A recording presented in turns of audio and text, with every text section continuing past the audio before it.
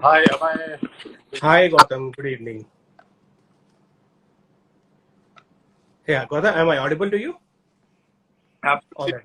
All right. I must say you are absolutely punctual. It's exactly 5 o'clock, and you have been able to make it on time. So thanks for that. And cool. I think we'll start in another 30 seconds or so.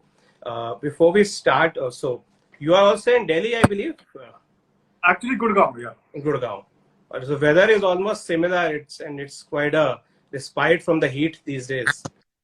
Yeah, in fact, it is much better today because, last few days I've been hearing that it was raining, but it never rains in Gurgaon. I Right. think finally the two cities are on the same page, so it's a good thing. Right. Right, absolutely. So my office is in Gurgaon, but I visit it just once a week. So Oh, usually on Wednesday. So all right, I think it's 1 past 5 and we can start. So welcome everyone to Kitaabi Baatein, and my guest today is the acclaimed author Gautam Chintamani, an author and film historian. So welcome Gautam. It's indeed an honor to have you here on my channel. so much, Abhishek. And Good to be. thank you. And before we start, I would like to give a brief introduction of Gautam to everyone. So Gautam is an author and film historian. His latest book is The Midway Battle, Narendra Modi's Roller Coaster Second Term, which was published last year. He's also the author of Rajniti, which was the first biography of our defense minister, Rajnath Singh. Other than that, he wrote books on Rajesh Khanna called Dark Star, The Loneliness of Being Rajesh Khanna, a book on Pink, The Inside Story, a book on Qayamat Se Qayamat Tak. Gautam hails from a literary tradition that runs deep on both sides of his family. The late Telugu poet Arudra is his maternal grandfather, and the liberal thinker Sir C.Y. Chintamani is his paternal great-grandfather. Other than writing, Gautam has also been on the National Film Awards jury, and he also contributed an essay on the cinema of Franz Osten for a British Film Institute's restoration project. Gautam has also made documentaries, and he also has a notable television credit to his name. So Gautam, I must say your profile gives an impression that you are someone who has lived many lives, from being a jury member to a documentary maker to a writer that on films and politics. Actually, Abhishek, I think if you have varied interests and if you're interested in things which are happening around you, you somehow end up being associated with things which have a bigger impact than something very straight on. So I always wanted I always wanted to write, and films were a passion. So it was almost like a natural progression. And like you were mentioning about my grandfather, Dr. Arudra, besides being a stalwart of the literary world, Telugu literary world, he was also a very acclaimed lyricist and screenwriter. In fact, Okay. credits include Furs, which was made in Telugu and later remade as Furs in Hindi. Then there's Breakthrough film that was written by my Nana, and so was The Train, which was one of Rajesh Khanna's initial hits. So Okay. there was a little interest in cinema, and the more I'm for me, what is happening around me is a little more exciting and interesting. So I try to chronicle our times from a very socio-political perspective. So even if I'm writing on somebody like a Rajesh Khanna, I try and look at what was happening in India at that time beyond cinema. In fact, I was Right. working on a book on a lady called Nauf Marwai. She's a Saudi Okay. Arabian woman, and she's Saudi Arabia's first certified yogacharini. And Interesting.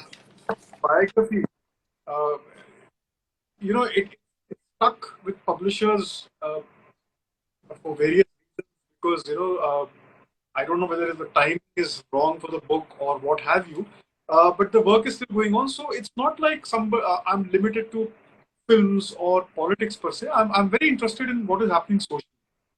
Right. So, and given your strong literary tradition which runs in your family, so I think writing as a career is, of course, I would say natural choice to you. But as I see, when it comes to the topics or the books you choose, so you wrote a book on Narendra Modi which talks about, you can say, his challenges in the second term. You wrote biography of Rajnath Singh, which was the first biography ever published, even though it's a very established leader of BJP, and you wrote books even on movies itself, Qayamat Se Qayamat Tak and Ping. So can we say that when it comes to choosing topics for the books you write, you believe in taking the road less traveled? You could say, I think I would put it slightly differently. I think writers would like to choose their subjects. I think ऐसा नहीं होता है. I have the more I am around and the more I write, I have come to this conclusion that your subject chooses you. And when that happens, it's a little more organic. So writing on Rajesh Khanna was something which fascinated and intrigued me. But I would say that rather than me going out and looking for a biography on, say, one of the biggest superstars of India post-independence, and the practically defines the term superstardom, when it comes to cinema. Absolutely. Chose me as opposed to me choosing the book. And similarly, if you look at India today, we are celebrating 75 years of our independence. And in the last 2 years post-COVID, what has happened is that for a brief period, all countries of the world were brought at the same level. Nobody knew what in the world, nobody knew what tomorrow would entail. And, be it a superpower like America or an emerging superpower like India, both countries were trying to look for a vaccine at the same time, trying to make sure that citizens are safe and, food is made available and healthcare facilities are given to everybody. So essentially, the times that we're living in are very important, and they're epoch-making in more sense than what the word says. So for me, chronicling this period in India and with Mr. Modi at the helm is also a very interesting exercise as an historian, because it's just politics impacting. The social programs of the government, if you see over the last 8 years, they've really had a very far-reaching effect. This whole thing about bridging the last mile when it comes to delivery. These are aspects which many of us, have been hearing for a very long time. We keep hearing about, but to see a kind of thing take place and transpire on the ground is something which needs to be chronicled. And I think the research, like the numbers, the facts and figures, it's a very important time that we are in.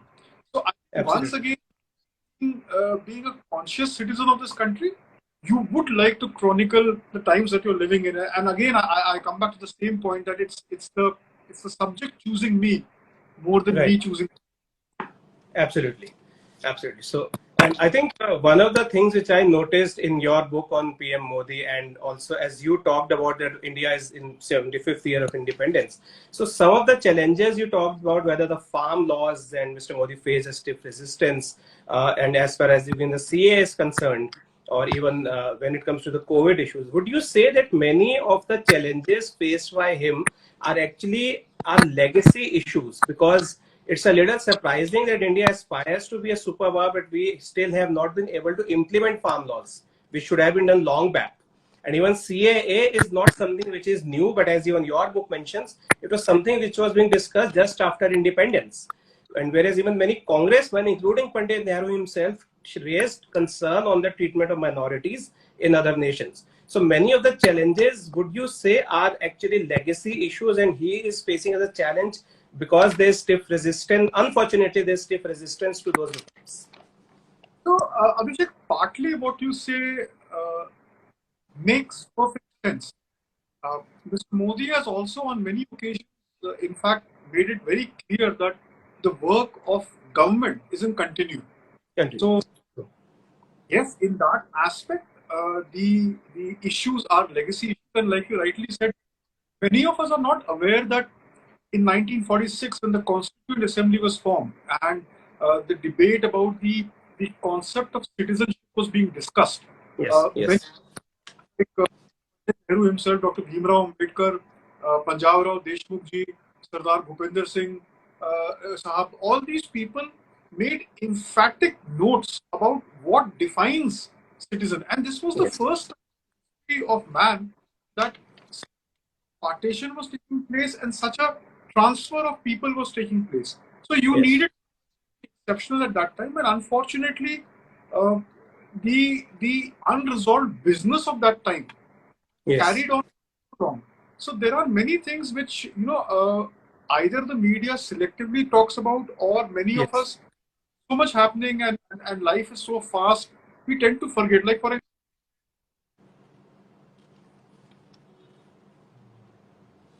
because Gautam, I think we have lost you. Uh, am I audible? yeah, now it's fine. Yeah. I think there was some signal drop. So I'm saying Yeah. that the whole issue, if you ask, honestly speaking, the issue was something else, and what was being talked about and debated was entirely different. And somewhere Yes. merged the whole NRC and CAA. Now, NRC in Assam was something which the Supreme Court had asked for, and this Yes. Yes. many prime ministers, right from Mrs. Indira Gandhi or Sri Rajiv Gandhi, even Sri Narasimha Rao had to deal with this situation. Sri Atal Bihari Vajpayee also had to deal with this uh, situation in Assam. So many of these things are legacy issues which need to be resolved. And also, more importantly, I think, given the resources that we had, given the geographical area that India is, given that the human resource that we have, the question that one needs to ask is that we have been in the same situation that we were in, say, at the turn of the century, or as a nation, should we had been at some other level? Because Yes. the which were either devastated during the Second World War or attained independence from colonial masters around the same time. I mean, if you look Yes. at Japan, the bombing of Hiroshima and Nagasaki is 1945.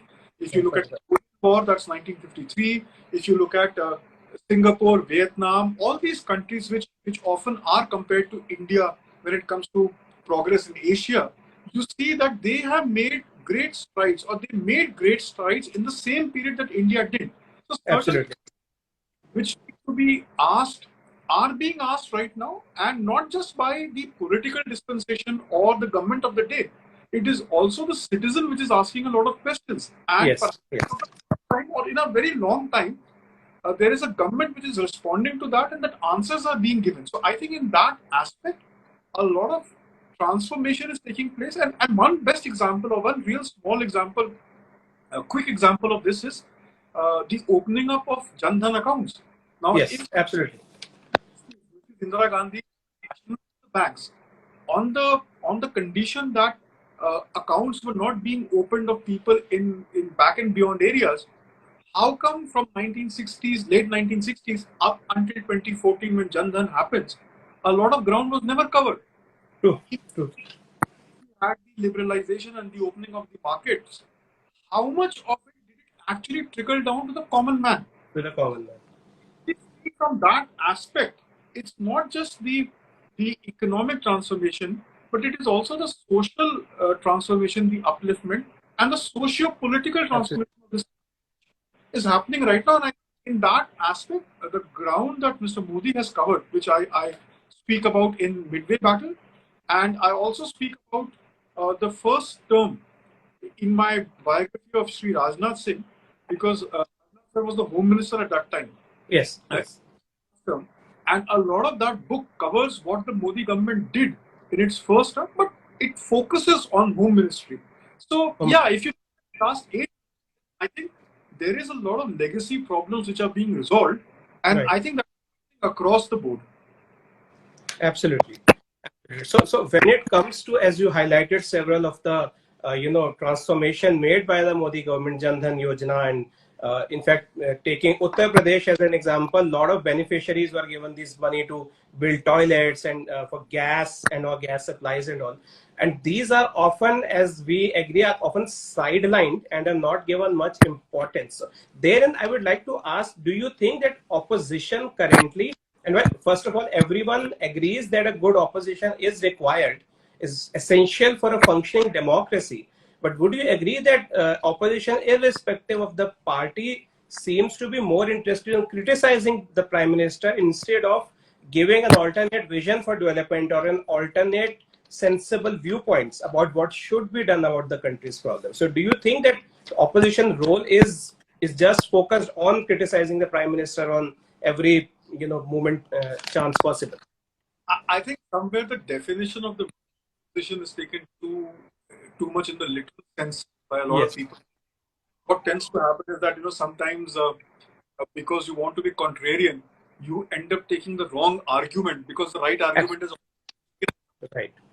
if you look at these aspects, I think it's a mix of both things. Somewhere the opposition is running out of imaginative ideas to present to the electorate, and Yes. as it does present its ideas to the electorate in the form of, say, a manifesto, it is rejected on certain grounds. So, for Yes. example, if you look at 2019 manifestos of both these parties, interestingly, the BJP presented a manifesto which was more of a vision document as opposed to a regular manifesto.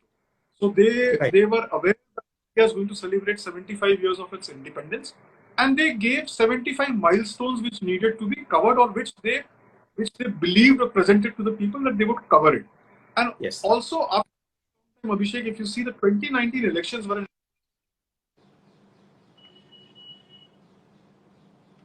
uh, the incumbent had gone to the people with a report card. Yes. Uh, 2005, when Dr. Manmohan Singh was seeking a second term, he also went to people with a report card, and the people voted for that. So in Yes. that, I think somewhere the opposition did try and put out its vision to the people, because if you look at the Congress promising nyay, the minimum dole kind of a thing, Yes. Yes.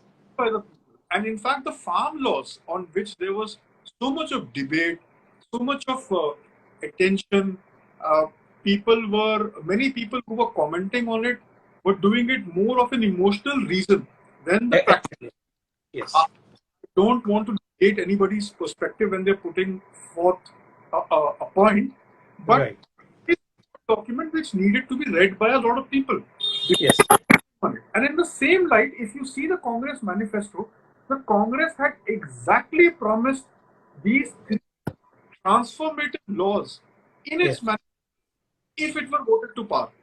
And a Yes. few when Narendra Modi did those reforms, were uh, I mean, just imagine if I were to tell you that you cannot open a business or you cannot sell your goods in Gurgaon because you're based out of Delhi, you will cry blue murder. But how Yes. come nobody understood that a farmer could not Exactly. or her produce? Now, is it Gautam, I guess we have lost. Yeah. Now it's fine. I can. Yeah. the point is that the Congress did offer its vision. It Yes. was, but at the same time, certain things which it promised, somebody else is delivering on it. Either you come up with a detailed criticism of that, with Absolutely.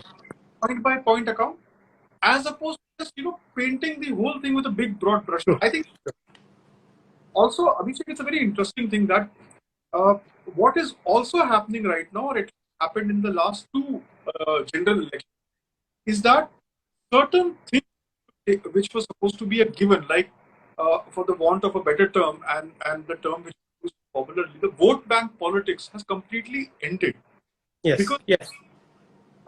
there are some 10 or 12 districts, with the exact number escapes me right now, but certain areas or certain districts where the Muslim population or the minority population is almost in its 90% actually voted for BJP. For BJP. Thing was almost 65 or 60%. So you Yes. cannot say only a particular community went out to vote, and that is why the Right. don't meet. So if you look at all these things, in the run-up to 2019 elections, a lot of people were saying that somebody like a Mayawati is going to be a game changer. But the Yes. time debate was happening, Madam Mayawati's party did not have a single Lok Sabha seat. Right. This democracy of the world, when you're talking about somebody being the X factor, they need to be present to be the X factor. Na? Absolutely. इनमें potential है X factor बनने का. So in that aspect, a lot of things have changed, and I think that opposition needs to come up with a more robust plan to take people, because, like you're right, uh, an opposition is needed to raise certain questions and to represent people who True. may entirely agree with the government or who may not have voted for the government, Right. No, absolutely. And in fact, when it comes to the farm laws, I think Congress themselves actually started the economic reforms in India. What they did in 91 was actually the product market reforms. In terms of economics, we call it product market reforms. And all these agriculture reforms, land reforms, labor laws, they all were pending. And those were the ones which the BJP talked about, and it introduced the farm laws, and many ministers, even the earlier governments belonging to BJP as well as Congress and other parties, they talked about this. You can say the needed corporatization in agriculture, that they should be free to sell the produce wherever they want to. And yes, when the government came, and we all know what happened. The protest went on for about a year or so, if I'm not wrong. But I guess this is what politics is about. So my next question to you is, as someone who has written, I would say, very detailed book on PM Modi and has been able to understand the challenges well. So what you think, whenever it happens that Mr. Modi demits office and some new person we see as president, going by his track record, what you think would be the legacy of Prime Minister Modi? I think it's too premature to talk about that because it is and I think the thing is not about winning an election, or the thing is not about being declared number one. That is not something which, if you look at Narendra Modi, the statesman, the track record that he has had in the last 20 years. In fact, he just completed 20 years in office. So, Yes. 7th October 2001 is when he becomes CM of Gujarat. Yes. Yes. So, if you look at what or how Mr. Modi looks at the road ahead, is that he tries to give an all-encompassing picture of an idea. If Mr. Modi is suggesting something, or if even as a CM Gujarat, if you look at some of the big flagship programs, Yes. which the media talks about the Gujarat model. Yes. It's debated a lot and said, would the Gujarat model work pan-India? Would it work as an India model? But many people don't actually try and decipher that what was the Gujarat model. What was the Gujarat? True. Look at his 3 terms as the chief minister. You see a state which was grappling with an earthquake, which had put every economic plan into a quandary. It repeated borrowing money from the Reserve Bank of India. And, the power situation there was so bad. Yes. From villages or small cities was putting a stress on the main cities. So to think of ideas such as putting up a separate feeder line for electricity to be provided and the commercial electricity, and making the villages and Gram Panchayat participate in that. Yes. Not give anything free of cost, but give a nominal cost, but ensure that it is delivered. Or like a Krishi Mahotsav, like if you look at Gujarat, it is a state which has 7 different climatic zones, and from ranges from arid to semi-arid, ensuring that the water reaches, and the whole Sardar Sarovar project, which within the ambit of the clearances, the environmental clearances, the governmental clearances, working in that, making sure that the water reaches these parched villages, transforming Saurashtra, if you look at it from that point. So all these things work at a state level, which is very different and very varied. And invite best practices from anywhere and everywhere in the world, sending farmers from his state to other countries to understand what is being done in Israel when it comes to farming, getting farmers from there or from all across India, and having these mahotsavs, sending these Krishi Raths. All these things, if you see the electrification Jyotirgram program, or if you see sports, Khelo Gujarat program, the education program, the PAR program, all these things have worked wonders, and they still continue to work. And that is something which has adapted and adopted pan-India. So there is a... If you look at these things, it's not something Mr. Modi only comes up with a random idea. Right.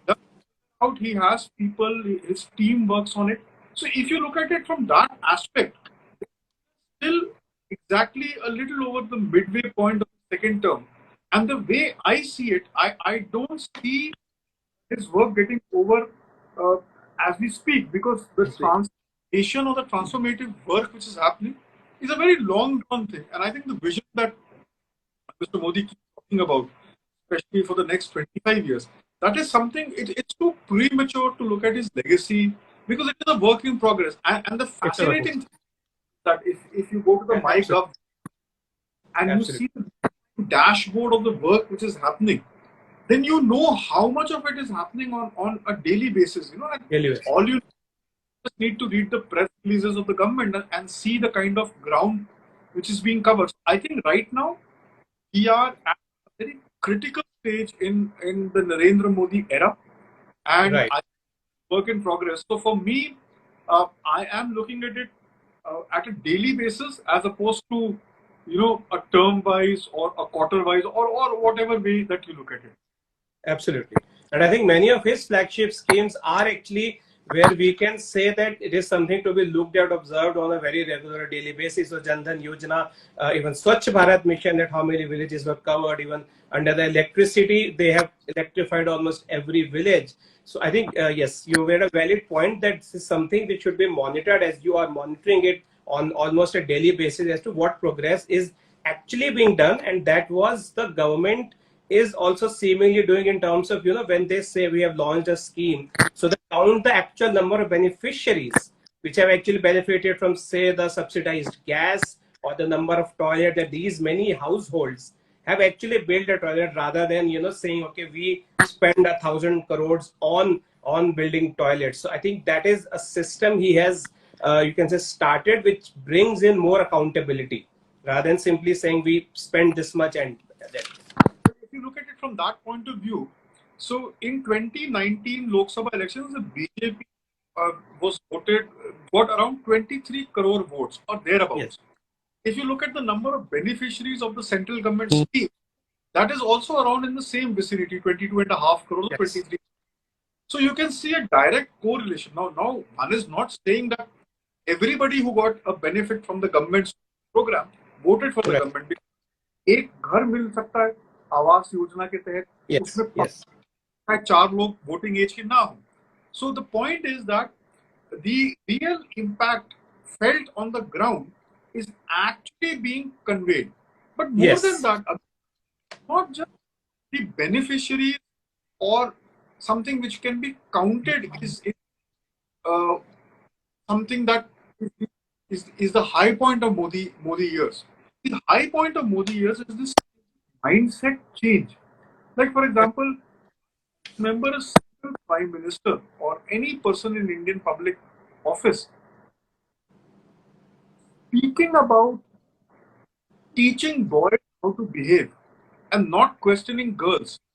Right. From कि आप लड़कों को समझाएं, लड़कियों से सवाल ना पूछें. और आप, you don't understand that such things, because we grew up, we were boys, we grew up differently, and the fact that the things that we took for granted is not something, is something a lot of people. Or forget that. I mean, a simple thing like you open a tap and water comes out. For us that's a normal thing. But the fact, places in India where in the last 75 years water did not reach. True. We may never be able to understand, and this is something that Narendra Modi has seen and experienced in his life. But more than that, also making India self-reliant and self-assured. So this whole Make in India initiative, making sure that something from domestic use stuff or military equipment or going to be a very big game changer in the world. Absolutely. World's semiconductor designers are Indians.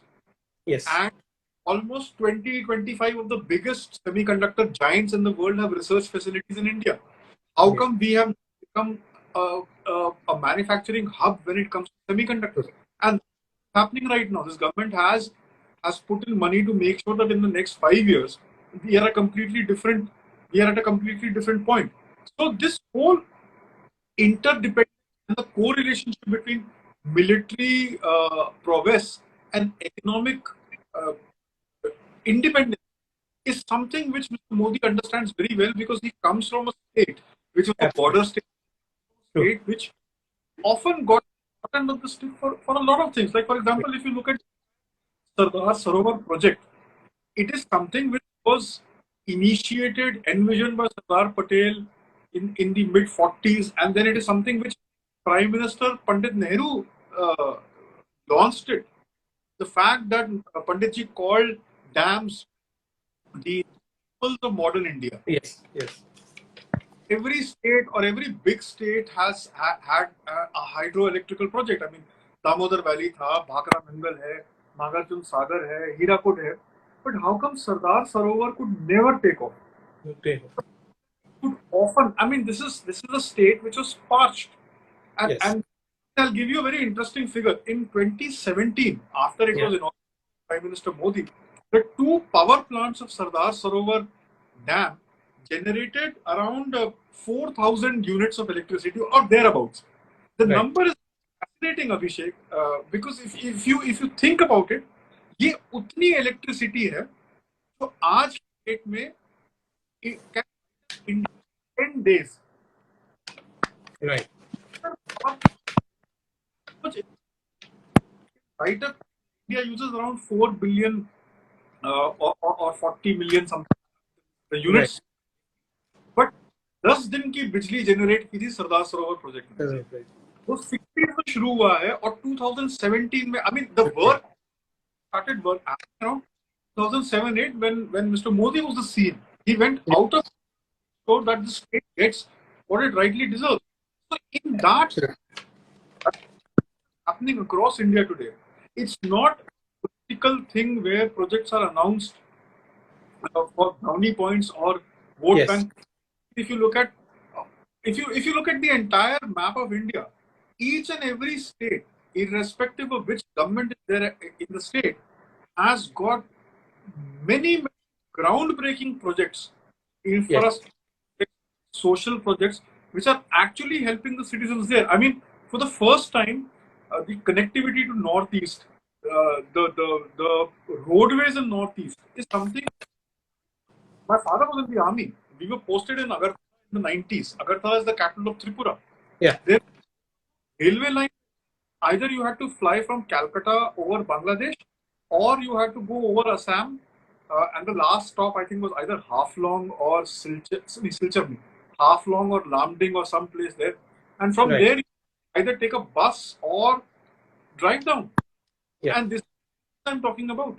So a lot of things didn't happen, which are happening right now and that are happening across India. Absolutely, absolutely.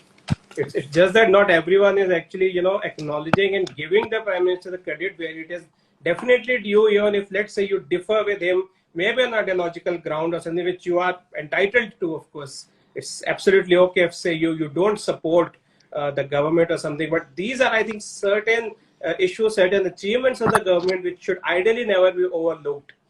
But let's hope that with people like you who are making citizens aware of the genuine achievements of the government, they finally listen and the government gets the required support. So I'll now move to the next book, as I thought of covering one book on politics and one on the film stars. So as you talked about Rajesh Khanna's book, so and as you have covered his life in detail, and what you think as someone who rose to stardom, became the first superstar of India, and as we discussed, the term superstar was kind of devised to basically highlight Rajesh Khanna's achievements. But his shot to fame was quite short-lived, and he faced several challenges later on, as you mentioned. He kind of lost that aura, and other actors came in. Amitabh Bachchan was, of course, one of the key actors who rose to prominence. So how do you see his life, who shot to fame and became the heartthrob of millions, but later on, you can say, lived a life without any of the fame, and even you talked about without having that much of money, as he was under some kind of financial duress. How do you overall view this life? So Rajesh Khanna is not the first superstar per se in India. The fact the parameter of a superstar changed because of him is quite true. But there have been people like KL Sehgal, Devika Rani, Kanatwala, Yeah. the, Ashok Kumar, uh, Dilip Kumar, Yeah. Dev Sahab, big stars, Nargis, all of them are phenomenal stars. But the fact that Rajesh Khanna could out everybody before him and define the parameter for the future generations to come, a lot Right. of it also PR driven. But you can't create this kind of hype solely on PR. कुछ Yeah. होना चाहिए foundation जिसके ऊपर आप एक building खड़ी कर सकते हैं. Yes. Yes. That's totally up to you. But Right. my book looks at Rajesh Khanna beyond those 3-4 years of Right. superstar. Right. Yes.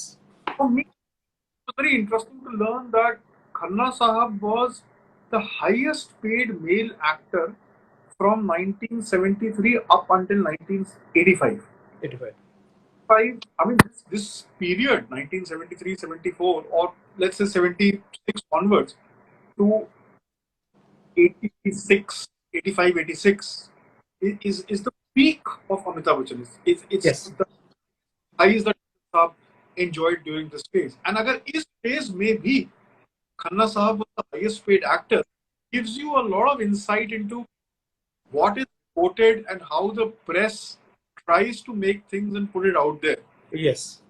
Interestingly, I think Rajesh Khanna defines stardom for everybody after him. And some of his greatest films are, of course, in this period. There is Anand. Anand, of course. My favorite Aapki Kasam is there. Hmm. But there are films which are beyond this 4-5 year period, Yeah. which are really fascinating Rajesh Khanna films. I mean, there is Red Rose. Yeah. Aaj Ka Mile Ram Avatar. And there is Roti, which Roti. is Yeah. fun and really enjoyable. There is Mahachor, which is again a very underrated comedy. Yes. You mentioned a lot about that in your book, Mahachor.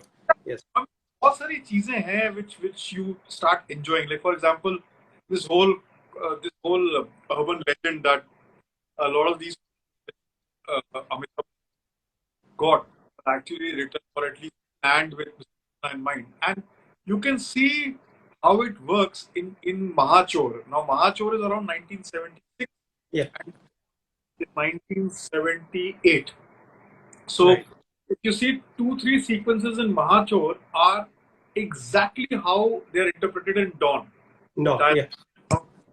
Setting for setting. And Mahachor has a phenomenal scene where Rajesh Khanna's character goes up to God and वहाँ पे भी एक शिव जी की मूर्ति है और दीवार में भी शिव जी की दीवार में भी, yes. में वो विजय जाके बोलता है कि आज खुश तो बहुत हो गए. And Yes. something that happens here, and this is Kader Khan Sahab's dialogues in Mahachor, and of course Sareem Javed right, Diwar. So it is a fascinating life, but Absolutely. more also that, see, the fact that he had 17, 18 phenomenal hits, Yes. like all films, there was a time when 4 blockbuster Rajesh Khanna films were playing at the same time. Yes. Maintain that kind of frenzy would have been impossible for anybody else. I mean, Right. it's like Marilyn Monroe and James Dean's popularity. Had they died tragically when they were young, they would have probably, sunk into some kind of an oblivion, because that is what happens. That is how it usually it ends up playing out. So, अगर उस context में आप देखें, तो that way Rajesh Khanna really maintained his popularity, really his aura, this larger than life aura up until the very end. And also, there's certain things about Rajesh Khanna's life. Like if you see Swarg, which is 1990, 90. he's slightly elder brother kind of a role. And if you see Hum, which is 1991, it is something that Mr. Bachchan does on similar lines. The difference two films is that after 1990, rather than capitalizing on it, Rajesh Khanna quits to join politics. Yeah. He does not work on that. Now, similarly, in 99, if you see Ab Lot Chilling, no matter how bad the film was, irrespective of that, Rajesh Khanna had a very interesting role. Yeah. Now, Mohabbatein is on the similar lines, a character played by Amitabh Bachchan. How close he comes to reclaiming the stardom. Yeah. But then for whatever reason, it doesn't work. And that is what fascinating and deserves a book. So my book tries to explore the phenomenon of Rajesh Khanna beyond what meets the eye. Right. But somewhere, Gautam, do you think that for him, as we talked about, you also talked in the book about Amitabh Bachchan's getting back to the fame and with KBC and with the movie Mohabbatein, Rajesh Khanna somewhat did not make that kind of comeback, even as he did get into some movies, even appeared for a television ad for Havel's Fans, which you have again mentioned in the book. And it was that time that perhaps that getting into advertisements was not considered a very encouraging thing to do. As you mentioned, Anil Kapoor suggested to Shah Rukh Khan that don't take up ads. It somewhat dilutes a brand value.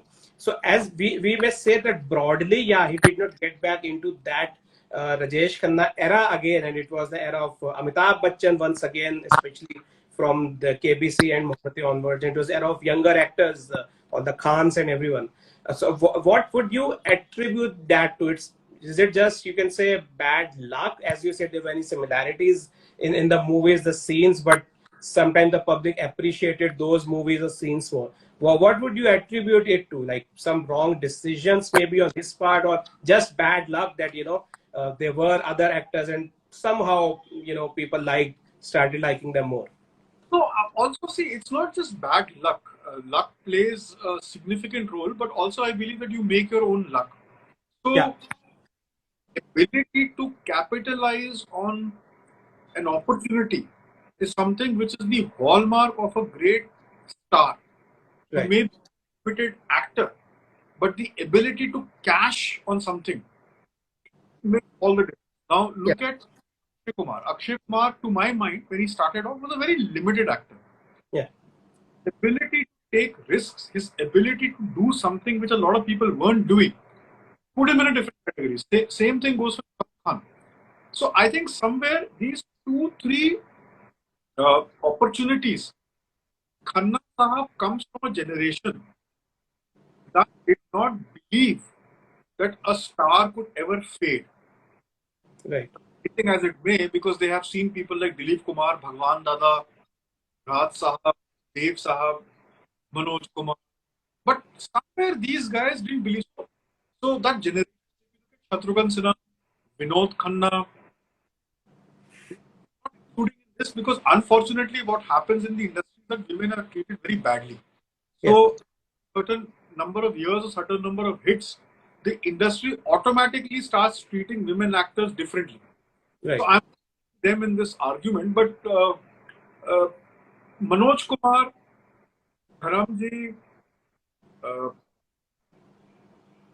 Shatrughan Sinha, Vinod Khanna Sahab, these actors did not believe that stardom goes or the stature reduces. Yes. True. So in 83, if you look at the year 1983, Rajesh Khanna had Avatar and Sautan. Two opposite films. Right. He could have easily, and he also had Agar Tum Na Hote in the same year, where he plays a glorified supporting actor. Right. Lovely songs, very good package, hallmark Rajesh Khanna films. Right. But what does he do after that? Right. He tries to do the same thing again because in his mind he believes I'm back. I'm back. Yeah. Newspaper article or a Filmfare or Illustrated Weekly article which he did that I'm back. So 80 का जो अंतराल है where he is not popular or not as widely popular as he would like to be, he feels make up for lost time. Right. So he does something new. He is not pushing the envelope. Same thing. Where after Swarg, he could have done a lot of stuff. He believes that it. So many, like if you look at Dharamji, every now and then when Dharamji makes a comeback of sorts, what does he do after that? So you look at the later Dharminder in films like Johnny Gaddar or Life in a Metro. Yeah. you are exposed to the great actor that Dharmendra was always. I mean, that Dharmendra was called a complete actor. This man could not dance, and yet he was known as a actor. He rarely did comedy up until 1975. I mean, he starts working in early 1960s, late 1950s. But 75 तक प्रतिज्ञा या चुपके चुपके नहीं आती, sporadic था उनका. Yes. But Chupke Chupke, you look at दिल लगी. Yeah. Even campy films like Naukar Biwi Ka in the 80s. Yes. And hilarious films. True. But they don't take it to the next level. Vinod Khanna, he comes back in 87, he big comeback. So what do you do with that? You can't compete with Salman and Amir Khan. I mean, with them who's almost the same generation. So it's not just bad luck, but it is also timing and what you say. Like, look at Govinda. Exactly. But Govinda refused Tal, the role that Anil Kapoor played, because he said, "मैं second role नहीं play कर सकता." Right. Devdas, Chunni Babu's role, which Jackie Shroff played. Yeah. Shahrukh Khan. So had Govinda done these two films, suddenly he would have opened up a new vista for himself. Absolutely. Unfortunately, he never did that. So I think it's a combination of a lot. I think your voice is again. Not just Yeah, it's fine now. Am I? Yeah, you are audible. Yeah, it's not just luck which does this thing. I mean, there are many factors at play. Yeah. But yeah, of course, just like for anyone else's life, I think for actors too, it is about the choices they make. And to an extent, yes, it was the choices as we just discussed about, not just about Rajesh Khanna ji, but several other actors as you talked about. So now I would like to, now it's already 5:45. I would like to ask you very briefly about the other books you wrote, especially about the books you wrote on movies. You wrote on Qayamat Se Qayamat Tak, which was, again, I would say a legendary movie. It gave two stars to Bollywood, and it was very well appreciated. You talked about Pink. So how has that experience been, writing about films, writing an entire book about films? How has that experience been? So as a chronicler of history and as a film historian, these books are very important for me because you get to look at something which is not a ready go-to scene. Like when I remember that when my first book on Rajesh Khanna came out in 2014, either you had books on people like Gurudutt, Raj Kapoor, Yash ji, or you had something which was completely academic, like Right. the study of the impact of B-grade films on Indian diaspora, that kind of stuff. Right. So in दोनों के बीच में to strike that ground, I think Rajesh Khanna was one of the first books in that series which came, which opened new vistas for people like me who wanted to write on these subjects.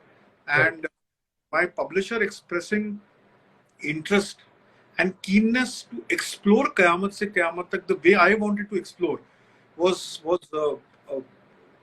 very good for me, because I could look at something which often misses the eye of regular film historians, or at least they may not look at it from a market feasibility point of view. So having said that, Qayamat Se Qayamat Tak for me, and the period that it covers, the 1980s, which often is derided for being a bad phase for Hindi films, it's a fantastic era because it does give you 5 different generations of filmmakers working at the same time. Somebody like Raj Kapoor was making films, and somebody as young as Mansoor Khan and Suraj Barjatia were experimenting. Yes. So for me to look at Qayamat Se Qayamat Tak from a socio-cultural perspective becomes a very interesting case study. The fact that there were no young icons at that time, Absolutely. like years later, I mean, we were yet to have Vishwanathan Anand, Leanne Hayes, Sachin Tendulkar, Sania Mirza. These guys weren't around at that time. And the fact that both Amir Khan's character and Juhi Chawla's character introduced some authenticity in Hindi film characters that a lot of people could identify with these young lovers, and also with the parents. You know, the parents are not generally villain Right. or as they were made of. They were very their own kind of people and बड़े कठोर से थे. So कठोर से. वो experience डालना, Right. not what was happening in front of the camera or behind the camera also. I think for me, Qiyamah se Qiyamah tak remains a very important book in my. It's my favorite book to say because it is something which it's a film that I've watched every year once for the last 30 years. The more I watch it, I learn new things about that. I mean, not the greatest story ever told, but the way it was told, the way it took elements of Hindi cinema and you know, just pressed a refresh button on it. So a lot of things worked. And similarly, when it came to writing on Pink, I remember going to watch the film with my wife, and my wife is not that big a Hindi film fan. And I was on a phone call or something, but I ended up entering the cinema hall slightly later, so about 10 minutes late, which is something that I often try to avoid because, you know, one likes to watch a film right from the time of the census certificate, you know. So, but I noticed that everybody was riveted to the screen. They were following the story very intently. There was no nervous catcalls or laughter or, you know, usually what happens in these films. And my wife was fixated, and she said it's a very good film. And when we watched it, and I came out, and I knew one of the producers of the film, so I wanted to explore the impact it has had on people vis-a-vis the depiction of women in Hindi cinema. So, you know, a lot of times women are not depicted authentically. Over the top or unbelievable to एक बात हो गई है, but normal authenticity भी बहुत कम थी. So for Pink to capture that and the screenplay to work out like that, I mean, Shujit Sarkar, Anirudh, Tony the director, Ronnie Lahiri the producer, Sheel Kumar the producer, and Ritesh Shah who wrote the script. The multiple drafts that they worked on, the transformation that it underwent. So I wanted to include the screenplay also as a part of the book because it's a very important document. I was very happy that the publisher agreed to that because it is something which is not a commercially feasible idea. You know, अगर आधी किताब आपकी एक screenplay ले लेती है, but as a film study, it becomes a very important thing. So the book was very well received. Both books, Qiyamah se Qiyamah tak and Pink. I still get people who write to me or whenever I meet people at lit fests or events, they talk about these two books very, very fondly. So it tells me that these two films, separated by almost 3 decades, captured the audience in a similar way. So for me, it became a very, very important document to chronicle. Because, you know, I'll give you an impact, and this I mentioned in the book, and this is how the book starts. There was a Indian man, who was stalking an Australian Indian woman in Australia, and he was arrested and later presented in front of the magistrate. And in his defense, he said, "Ye mera culture. I have seen this in my films," and he explained, "This is what we've been taught." And the judge finally agreed that I really can't blame this man because this is what he has been taught. And that really blew my mind. The power of cinema and what it is telling people as opposed to telling something normal. Absolutely. You know, a dialogue here or a dialogue there justifies harassment, and that is a really, really painful thing. And as men, many times you don't realize that. Absolutely. It's a normal thing. तो क्या हो गया? देख ही तो रहा था. तो हो गया? कुछ बोला तो नहीं, छेड़ा तो नहीं. You know, so that is a mindset which needs to change, and I think men have a bigger responsibility than anybody else. I mean, unless we educate fellow men around us that what we think nonchalantly or just say matter-of-factly is something which can have a devastating effect. Absolutely. Why should it empower? So these are few things which I think that I was lucky enough that my writing could capture, and I was very fortunate that the books have been very well received.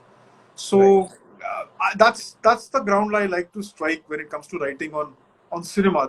That's something which is not obvious because, you know, popular Indian films are a very, very, very, very influential tool, And if they can be used in the right way, then I think we have something which is, and this is something which Ritesh Shah, who wrote Pink, shared with me. He said at the end of the day, Gautam, it's a very agitprop kind of a film.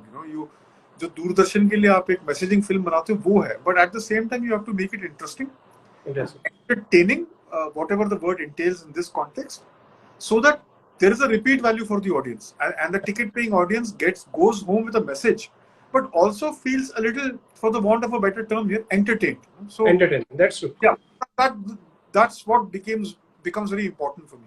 Of course. So one last question before we open it up for the audience. And so my last question is, as you, a film historian who has been writing about movies, actors since long, do you see more now as more writers are coming in and we have seen more biographies and autobiographies? So we had the one released by Kabir Bedi, by Neena Gupta. We very recently had the launch of the autobiography of Deepthi Nawal and of one book on Sanjeev Kumar as well, and very recently. So do you think when it comes to writing about actors and Bollywood, the trend is changing and we are seeing more and more people getting into writing about them? Yeah, I mean, if you look at the sheer number of books which have come out in the last 8-10 years, yes, there is a huge market, and I think it is still underexplored. It is still in a film crazy country like India. I think film books should be selling far more than what they are right now, and I think the fact that filmmakers or writers are able to look at cinema beyond the obvious, beyond the dance. I think that is when parents would also insist on a lot of younger minds to read. When you're young, when you want to read, your parents will obviously say कि ये film की किताब क्यों पढ़ रहे हो? Read this, read. So I think some challenge has to be met. But yeah, I mean, there's some fascinating books which came out in the recent past. In fact, I remember talking to Mr. Kabir Bedi about his book and the kind of writing and the authenticity in his writing. I quite enjoyed that book, and and there are far for us to choose. I mean, we are spoiled for choice, and I think I think there should be many more books on films. Absolutely. Cool. So we now open it for the audience. Whatever questions we have, you can please write in the comment box and I will read it for Gautam to answer. And yes, please note that those who are watching, as we mentioned before, you can win 3 of the books signed personally by Gautam. All you have to do is to send the screenshots of you following me and Gautam on Instagram, and we will choose 3 winners randomly. So that contest is up. 3 signed copies are up for grabs. And yes, please send your screenshots till today tonight 12 p.m. and we will announce a winner in a day or so. And any questions you have for Gautam, you can please write in the message box. So let me check if there's any questions yet. Okay, there's a comment by that bookworm guy. There's something I admire about Gautam is his unbiasedness.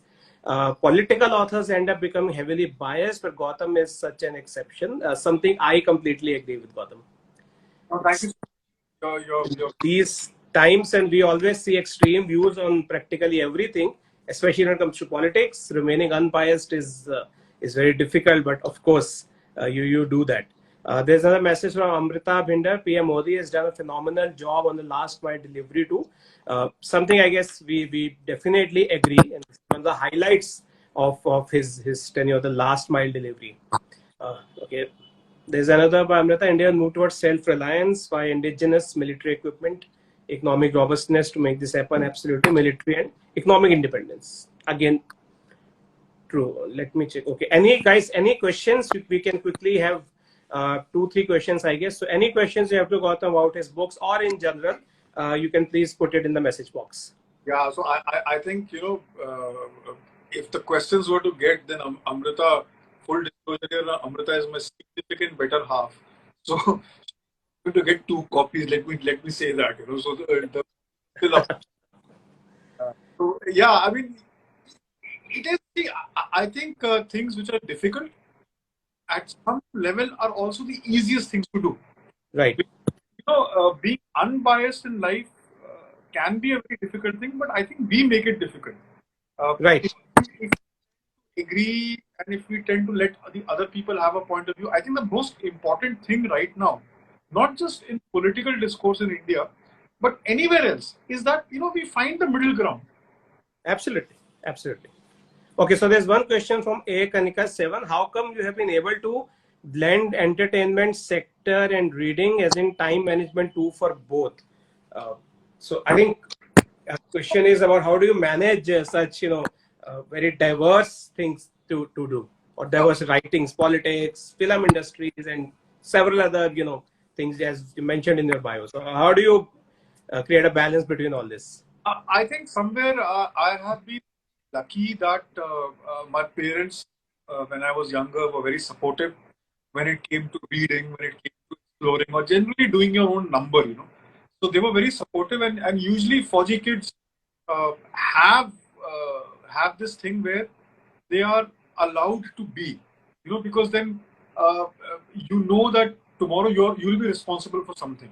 So I Right. think opening up vistas came very naturally. A lot of people have played a great role in opening doors to me. My grandparents, my parents, my in-laws.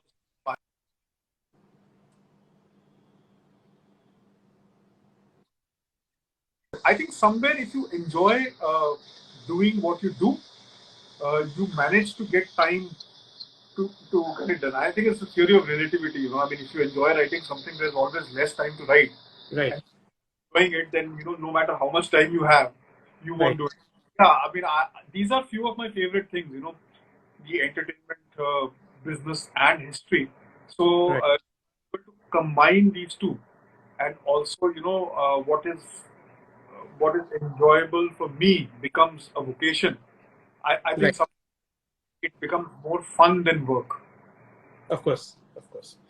All right, I think we are on top of time. It's already 2:06, so I think we should call it a day. And guys, just to repeat, the books are up for grabs. Please share your screenshots with me by tonight 12 p.m. and we will be announcing the winner soon.